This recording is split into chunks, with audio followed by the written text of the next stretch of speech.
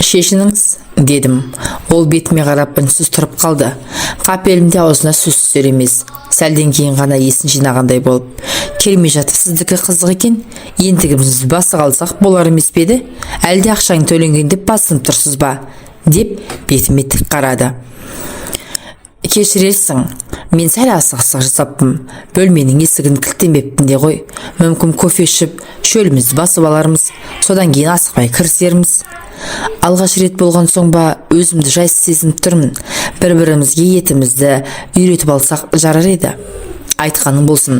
Алайда сенің менің алдымда мұншалықты қысылғаның, бүкіл бір топқа ортақ болып келсең, мүлде қиналып қалғандай екенсің. Оның үстіне біз топқа ортақ қылып алған қыздармен аудиториядағы жұмыс жасай береміз. Ал жатақханада екеуміз ғанамыз. Кіммен қысыласың? Бала күнімнен арманым болған суретшілік өнерді шындан қолға алған кезім еді. Университеттің суретші дизайнер факультетінің 3-ші курсында оқитын мен үшін қыздардың жалаңаш тәнін көру соншалықты таңсық емес.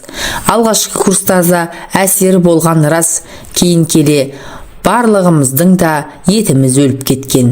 Ең біріншісінде қызық болған. Өзімізді әлдеқашан классиктердің қатарына қосып қойған бір топ студент 5 қаруымызды сайлап алып отырғанбыз. Мұғаліміміз бүгінгі күні натурщицамен жұмыс істейтінімізді ескерткен. Біраз уақыт өткеннен кейін ұстазымыз талдырмаш бойлы әдемі қызды ертіп келді де бізден. Дайынсыңдар ма? Деп сұрады. Біз бір ауыздан дайын екенімізді жеткіздік. Ал онда іске кірісіңдер, үлгермей қалуларың мүмкін. 1 сағатқа ғана алдым, деді де қызға қарап, бастай беріңдер, деп ескертті. Натурщицамыз бізден бұрында талай суретшімен жұмыс істеген болса керек, еш қысылмастан үстіндегі бар киімін сыпырып тастады да лыпасы тұрған қалпында. Сіздерге қалай отырғаным ыңғайлы? Деді. Біз сол кезде ғана есімізді жиып бір ауыздан, бізге бәрібір деп шулап сала бердік. Тіс қаққан қыз біздің бақырайған көзімізге қарап бір күліп алды да орнына жайғасты. Міне, сол алғашқы натурщицадан бері нешеме қыздың жалаңаш тәнін суреттедік. Бір ғана қызды қатар отырған 6 ай бірдей сурет кескіндегенбіз. Әрине әрқайсымыздық әртүрлі болып шығатынын білетінбіз. Алайда мақтанғаным емес, солардың бірде-біреуі менен асып әспеттей салмаған шығар. Басқа жанрларда жақсы жаза алмасам да, алдымда келген әйелде шабытым қозып, қаламым озып сала береді. Оның үстіне өзімнің сүйіп таңдап алған жанрымның өзіме ұнайтыны да сол портрет жанры. Кейін келе даңқты батырлар, ұлтыранына айналған қазақтың біртуар ұлдары мен қыздарының портретін жасаумен айналысып, көп уақытымды соған арнап жүргем. Әйтсе де, менің де ең жақсы шығармам әйел тақырыбына арналған дүние сияқтанады да тұрады. Сол ең ұлы туындымды жазғамын деп қаншама рет кейіпкерді ауыстырып тауыстым. Өмірдің бар қызығынан бас кештім деп айтпай-ақ қояйын. Бірақ мен үшін өмірдің ең мағыналы да мәнді кездері сол ұлы кейіпкерім мен үлкен туындымды іздеп, әдемі әйелдердің тәнін сыспалап отырған сәттерім екенін айтсам, біреу сеніп, біреу сенбес. Менің қандайда бір мекемені жақсы өткізуім, мерекені көруім, мерекені мереке деп сезінуім үшін осылай сурет салып отыруым керек еді. Бірақ мен күткен кейіпкер де табылмай, үлкен туындымда жазылмай, талай әуре сарсаңға түстім. Курстас достарым мейрамханалар мен түнгі клубтарды жағалап кеткен түндердің барлығында да мен бар қаржыма натурщица жалдап алып, табиғи сұлулықты кескіндеумен отыратымын. Бүгінде сол оймен үлкен дүнием жазылар мекен деген үмітпен мына қызды алып келгенмін. Келе салысымен асығыстық жасап, шешініңіз деп шошытып алғаным да сол. Құштарлығым шыдатпай бара жатса қайтейін. Ол кофе ішіп үнсіз отырды. Мен асай мүсейімді дайындап алып, өз орныма отырдым. Қыздың орнында жақсылап жасап қойғанмын. Шығарма композициясына лайықтап жасалған бұрыштың өзіне арналған қыз кірген бетте-ақ сезген. Байқауымша сол жерде отыруға жүрексінетін сияқты. Тіпті батылы бармай біраз уақыт тұрды. Шөл қанса да кофені қайта сіміре берді. Бар мақсаты уақытты соза түспек. Оған менің шыдадымым жетер емес. Шешініңіз, дедім.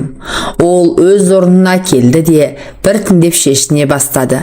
Бірінші үстіндегі жеңіл кофтасын шешіп, қасында тұрған орындықтың арқалығын әлді. Тағы да біраз уақыт қимылсыз тұрып қалды. Мен сізді күтіп тұрмын. Қоңыр бархат шалбарын шешінді. Шалбардың ішінен жұқалтаң колготки киген екен. Бетіме бір қарап, колготкісіне бір қарап, үнсіз тұр. Оны да шешіңіз. Шешті. Осы отырысында құдды бір аш қасқырдың алдында отырған бейкүнә көжек сынды. Тағдыр жазды, мен көндім дегендей ақыр соңында лыпасыз қалды. Сол кезде ғана мен оның жанына бардым да қалай отыру керектігін көрсетіп беріп, өз орныма келіп жайғастым. Қозғалуға болмайтындығын ескерттім. Өзім болсам ұзақ жолдан, сахарадан шөлдеп келіп, сусынға бас қойған жолаушыдай өз ісіме құныға кірістім. Я, бұл қыз мен ойлағандай болып шықты. Мен бұл періштені алғаш рет корпустың 3-ші қабатынан кездестіргенмін. Көктемнің жазға ұласар мамыражай шағында көргенмін. Абитуриенттердің келіп бастаған кез еді. Сабағын онша менсінкіремейтін бір академик шал болған. Сол шалдың кесірінен соңғы сынақтан 2 алып қалып, соның әуресімен жүргенмін. Курстастарымның барлығы да ауылдарына әлдеқашан аттанып кеткен тұғын. Мен сол академик атамды іздеп келіп, кафедраның алдында тұрғанда көргенмін. Осы сұлулықта. Жеңіл басып бара жатқан қыздың соңынан қалай еріп кеткенімді өзім байқамай қалдым. Аяқ басына дейін тартып барады. Қолында кішкентай сөмешке мен кітаптар бар. Емтиханға дайындығы жаман емес пе деп түйдім.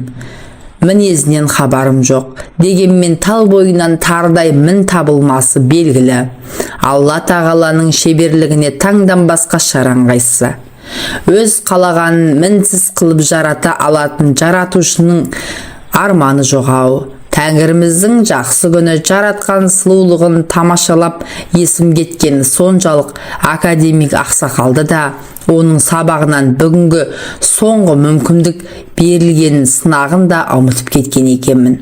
Менің қиялымдағы періштенің жер бетіндегі бейнесі жолдың қарсы бетіндегі сабақтағы бос сәкеленің бірінде барып жайғасты. Мен оның қасына барып отырдым да қалтамнан шылымды алып тұтаттым.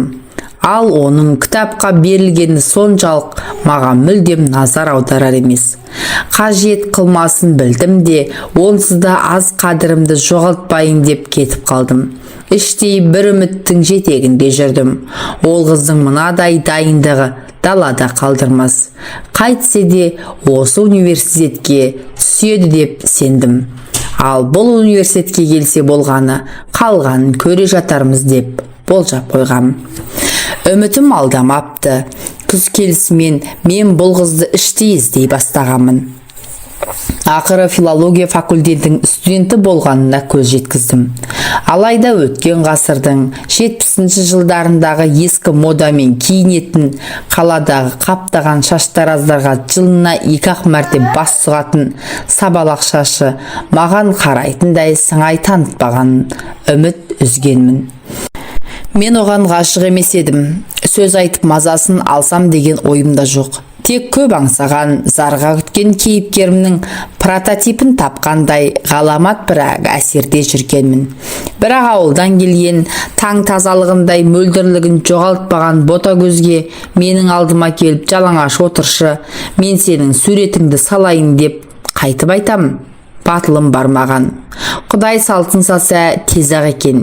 Кезекті бір сабақ барысында тағы да натурщицамен жұмыс істеуіміз керек еді. Ұстазым нысаналықта тұратын сұлулығымызды ертіп келген. Бастапқыда қарында ұштап отырып аңғармадым. Бір кезде басымды көтеріп қарағаным сол еді. Есімнен танып қала жаздадым. Мынау сол ғой, сол қыз ғой, Құдай ау. Я соның дәл өзі. Егер шынымен ол болса, бұл жерде не қып жүр? Бір күш мені орнынан тұрғызып жіберді. Бүгінше натурщицамен жұмыс істемей-ақ қояйық, бұл менің қарындасым, дедім де оны сыртқа ертіп алып шығып кеттім. Онсыз да есі креслі шығасыл болып тұрған қыз аң-таң қалпында маған еріп шықты. Сыртқа еріп шығып бара жатқанда бұл қызды алып келген ұстазым: кешір, мен білмедім, бұл қыздың ақшасы төленіп қойған еді, деді. Әртүрлі тапсырыстар орындап жүргендіктен қалтам құрғамайтын. Көктен іздегенді жерден тауып берген көкеме керегін ұстатып жүре бердім. Я, біз натурщицаларға қомақты қаржы төлейтінбіз. Бір сағаттай алдыңда жалаңаш отырып берген үшін жас мұғалімнің бір айлығы көлемінде ақша алады.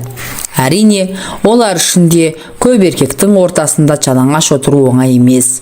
Бірақ бұл өнер ғой. Оның үстіне суретшілер жабайы емес. Бәріне де салқынқандылықпен қарап үйренген. Мына бейшара қызда амалсыз келген екен. Сыртқа шыққаннан кейін біраз жер үнсіз келе жатты да: сіз жаман ойлап қалмаған шығарсыз, деді. Біздер жаман ойлай алмаймыз. Ақша керек болған соң келіп едім. Ақша елдің бәріне қажет. Ешкім еріккенен емес, ермектен емес, бәрі ақша табу үшін келеді бұл жерге. Жоқ, маған аяқ астынан қажеттілік туындады. Тез арада табу керек болған соң құлбырамның ешқайсысы маған көмектесетіндей күйде емес еді. Жалғыз жол осы болды, деп үзіліп, жұлып бір нәрсе дегендей болды. Өзінің айтысына қарағанда бұл қыздың сабақ үлгерімі жақсы болған, білімі мен білігіне деген сол сенімнің жетегімен қысқы сессиядан қиналмай өтем деп жүрген. Сақтық жасап өзге курстарынша сынақта берем деп ауылдан ақша сұратпаған. Сұратқан күнде де шалғайдағы әке шешенің жағдайы белгіледі. Соларды қинағысы келмеген. Әйтсе де жоғарғы курстағылар басқа сабақтардан өз күштерімен алсаңдар да Есімжан Қасымжановтың сабағынан ала алмайсыңдар. Соған берелеріңді қалталарыңда жүрсін деп ескертуін ескерткен. Сөйткен Есімжан ағасы бұл қызды қайдағы жоқ сұрақтарды қойып сүріндіріпті. Тығырықтан шығар жол осы деп үлкен курстағы бір қыз бізге жол сілтеп жіберіпті. Бастапқыда бас тартқанмен тәжірибелі қыздың: былтыр дәл сен құсап қиналғанда мен де барғанмын. Олардан қорықпа, олар өнер адамдары, сені жемейді, тек суретің салады. Болды, ұялатындай түкте жоқ, деп үгіттеп көндіріп алып келген екен. Содан бері доспыз, қиналған кездерінде келіп тұрады. Мен көмегімді аяған емеспін. Тағы бір жолы көмек сұрай келгенде: мен сізге қарыздар болдым-ау, деген. Мен сол кезде жайлап қана: көңілімнің қошы болғанда шақырармын. Сол кезде сөзімді жерге тастамасаң болғаны, деп жайлап қана құлақ қағыс жасағанмын. Қыз үнсіз келісім берген. Осы бір көзімен берген уағдасынан кейін үлкен дайындықта жүрген едім. Соңғы реті бүгін келді. Мен оны шақырдым. Бастапқыда қолының босамайтындығын айтып, басқа күнге ысырғысы келгенмен уәдеміз бойынша келетін болып шықты. Енді міне алдыма отырғызып қойып, мәрмәр кейпін ақ қағазға көшіру үстіндемін. 4 сағат бойы қозғалмай отырып берді. Жұмысым аяқталған соң қарап отырып таң тамаша болдым. Мен іздеген сұлулық осы еді. Көп күткен кейіпкерімді таптым. Үлкен туындым дүниеге келді. Қуанышымда шек болмады. Өз шығармамнан ешқашан мұндай әсер алған емеспін. Аяулы кейіпкерім өзінің суретін көргісі келді. Қанша қалап қиылып сұрағанмен оған өзі әспеттелген портретті көрсетпедім. Және себеп жоқ емес.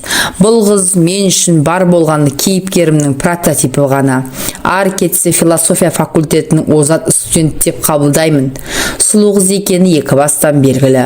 Басқа ойымда жоқ еді. Бүгінгедей аталы күні атаусыз қалдыруға болмас деп шештім. Бір арзанқол кафелердің біріне барып дастарханға жайғастық. Өзіме ең қымбат коньяк, оған жеміс шырынын алдым. Екеуара әр нәрсені сөз қылып отырдық. Ол маған шығармашылық табыс тіледі. Мен оған бақыт тіледім. Осылай тос көтеріп